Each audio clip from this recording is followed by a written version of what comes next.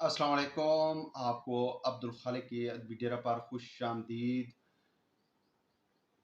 Viewers, जैसे कि आप जानते हैं कि IMF के साथ पाकिस्तान का मुआहदा हो चुका है। इस मुआहदे पर बहुत ज़्यादा सवालात उठाए जा रहे हैं। पटवारी हजरात जो हैं, हमारे पटवारी दोस्त और उनकी इत्तेहादी, जिसमें तमाम जाले भी शामिल हैं, बाकी मौलाना फजल रहमान की पार्टी की भी लोग शामिल हैं। ये तमाम इत्तेहादी जो हैं वो जश्न मना रहे हैं कि हमारा जो है ये IMF के साथ मुआहदा हो चुका है। और इस मुआहदे को जो है वो मौजूदा हुकूमत अपनी बहुत बड़ी कामयाबी गर्दान रही है, कामयाबी के तौर पर पेश कर रही है।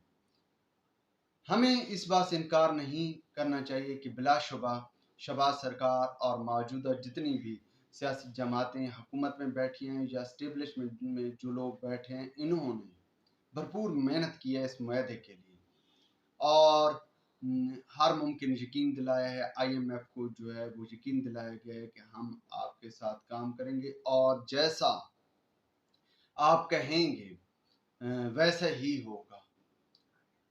और इसके बाद जनाब पटवारी हजरात तो यही कह रहे हैं कि ये यकीन दिलाने के बाद IMF जो है इस अक़दार को मान गई है। इस अक़दार की बात को मानकर या काबिलियत को मानकर उन्होंने जो है पाकिस्तान के साथ एग्रीमेंट साइन कर लिया।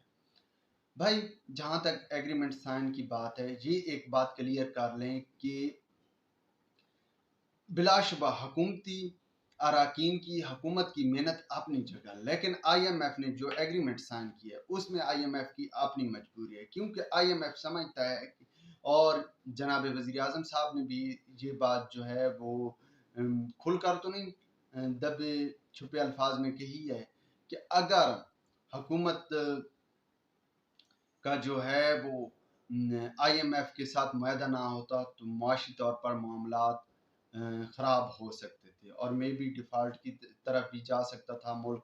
लेकिन जनाब, अगर डिफ़ॉल्ट हो जाता, जैसा कि जो है मालियाती अदारे या मालियाती एनालिस्ट जो लोग हैं, जो मालियाती अमूर की खबरें देने वाले लोग हैं, वो कह रहे थे कि पाकिस्तान के लिए सर्वाइव करना IMF के बगैर मुश्किल हो जाएगा। तो इसके लिए अगर पाकिस्तान मुआशी तौर पर सर्वाइव ना कर सकता तो सबसे बड़ा नुकसान भाई किसको होना था? आलमी मालियाती अदारों का, क्योंकि आलमी मालियाती अदारों का जो है हमने पाकिस्तान ने कर्ज देना है और डिफ़ॉल्ट कर जाता तो भाई कर्ज माफ़ हो जाना था।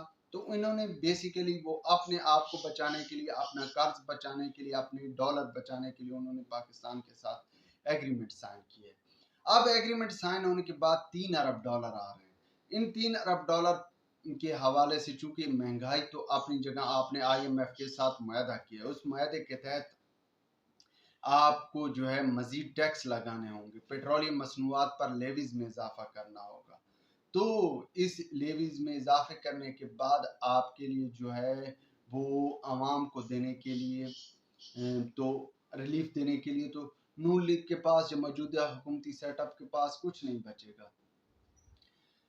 तो भाई जो है वो सबसे बड़ी बात ये है कि अब इसहाक डार साहब का इम्तिहान शुरू होने जा रहा है।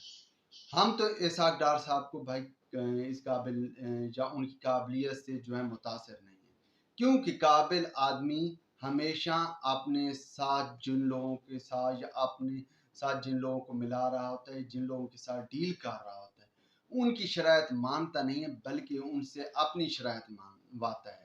यहाँ पर आप देखें IMF के साथ जो डील हुई है उसमें इसहाक डार साहब ने IMF की शरायत मानी।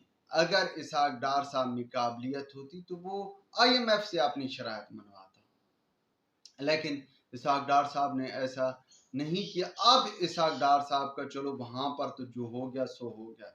अब मामला ये है कि मुल्क के अंदर जो महंगाई का तूफान आने वाला है, इसको कैसे कंट्रोल किया जाएगा? इसके लिए भाई सादा सा हल ये है कि आप जो है अपने पड़ोसी ममालिक के साथ तिजारत खोलें। अगर यहाँ पर जो है वो वजारत ख़जाना इस जो है बर्डन को कम करने के लिए ऐसी पॉलिसी तरतीब दे देती है कि जिससे آپ پڑوسی ممالک کے ساتھ تجارت سٹارٹ کر لیں تو مہنگائی میں واضح طور پر کمی آئے گی، اور جس کا واضح فائدہ جو ہے وہ موجودہ حکومتی سیٹ اپ کو ہوگا، جس میں تمام سیاسی جماعتیں شامل ہیں۔ چاہے جو لوگ کہتے رہیں کہ ہم جو ہے پی ڈی ایم کا حصہ نہیں، لیکن ہم جانتے ہیں کہ وہ پی ڈی ایم کی میٹنگز میں بھی بیٹھتے رہے ہیں، پی ڈی ایم کی الائنس میں بھی کھڑے ہوتے رہے، تو بھائی جو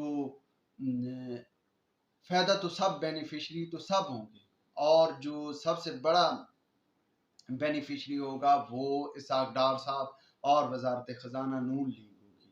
لیکن اس کے لیے بھائی سب سے پہلی بات تو یہ ہے کہ اسحاق ڈار صاحب جو ہے وہ کوئی معاشی پالیسی ترتیب دے دیں گی۔ دیکھیں ملک کو معاشی بحران سے نکالنے کے لیے ایک ویژنری لیڈر کی ضرورت ہوتی ہے، ایک ویژنری معیشت دان کی ضرورت ہوتی ہے جو ملک کے اندر پیداواری سرگرمیاں کریٹ کرا سکے، اور یہی تو ہم کہہ رہے ہیں کہ اب اسحاق ڈار صاحب میں اگر قابلیت ہوئی تو وہ ملک کے اندر جو ہے پیداواری سرگرمیاں جو ہیں وہ کریٹ کروا لیں گے، اور اگر وہ پیداواری سرگرمیاں پیدا کرنے میں کامیاب ہو گئے تو ملک جو ہے انشاءاللہ وہ بحران سے نکل آئے گا۔